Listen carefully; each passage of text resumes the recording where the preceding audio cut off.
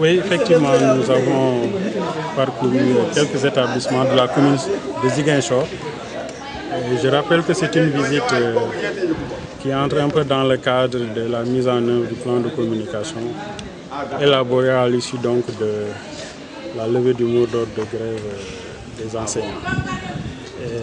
C'est une initiative également qui va toucher l'ensemble des établissements de la région et qui va se poursuivre à l'intérieur donc pour vraiment porter le message du ministre et rassurer les parents d'élèves et les communautés. Donc il s'agit d'une activité vraiment de prise de contact pour un peu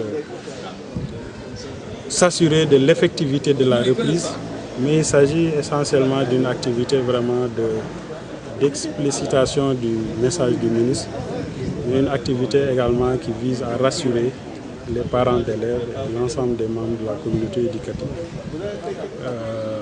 Ce que nous avons vu est assez rassurant parce que ce collège-là fait partie des collèges les plus où les syndicats étaient très actifs, mais nous nous rendons compte que la situation est revenue à la normale et je pense que c'est un exemple assez illustratif de la situation qui prévaut aujourd'hui au niveau de la région.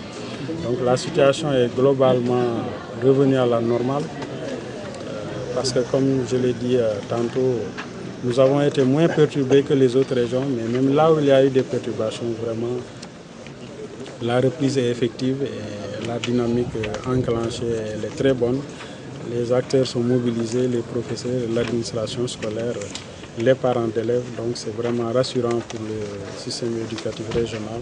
Et je crois que si la dynamique est maintenue, d'ici même le mois de juillet, début juillet, nous pourrons terminer les programmes et présenter nos candidats avec de réelles chances de réussite aux différents examens. Ouais, vous avez dit que la modification qui intègre le mois de septembre ne peut pas en tout cas beaucoup concerner la région de Ziguinchor. Sur quoi vous fondez-vous pour le dire?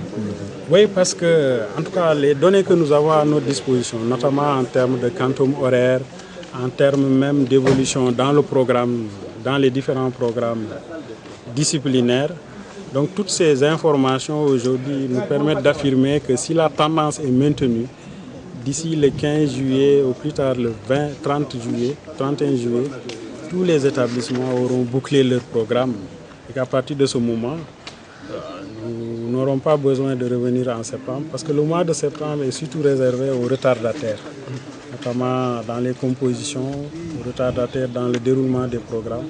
En tout cas, jusqu'au moment où je vous parle, à condition que la dynamique soit maintenue, dans la région de Ziguinchor, il se peut que nous pourrions ne pas être concernés par ce mois de septembre. Voilà, il y a un autre élément fondamental, c'est l'hivernage, en tout cas, qui s'annonce dans une région où la plupart des classes, surtout dans les villages, sont constituées justement d'abris provisoires. Est-ce que vous avez intégré cet élément?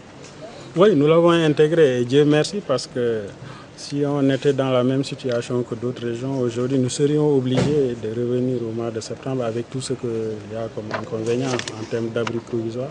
Mais pour ce qui concerne le mois de juillet, en tout cas, des dispositifs seront mis en place pour que partout où c'est possible, par exemple, on peut mutualiser les infrastructures scolaires. Dans un village où le CM est en abri provisoire, s'il y a des écoles élémentaires, des classes de l'élémentaire bien conçues, rien ne s'oppose à ce que les cours soient délocalisés. Donc ce sont des mesures comme ça que nous allons mettre en œuvre pour effectivement contourner la problématique des abris provisoires. Pour ce qui concerne les centres d'examen aussi, nous tiendrons compte de cette donne, surtout en zone rurale, pour vraiment choisir des centres qui répondent un peu aux normes et des centres d'examen qui ne présentent aucun risque, en tout cas par rapport à l'hivernage. Donc tout cela va devoir faire l'objet de concertation parce qu'à l'issue de ces tournées-là, nous allons rencontrer l'ensemble des chefs d'établissement pour échanger avec eux en profondeur sur certaines questions vraiment techniques comme les centres d'examen et les abris provisoires. Chaque chef d'établissement va nous faire la situation de son CM et en fonction de ça, nous allons opérer au réglage nécessaire pour éviter vraiment ces aléas liés à l'hivernage précoce. Voilà, tu vois.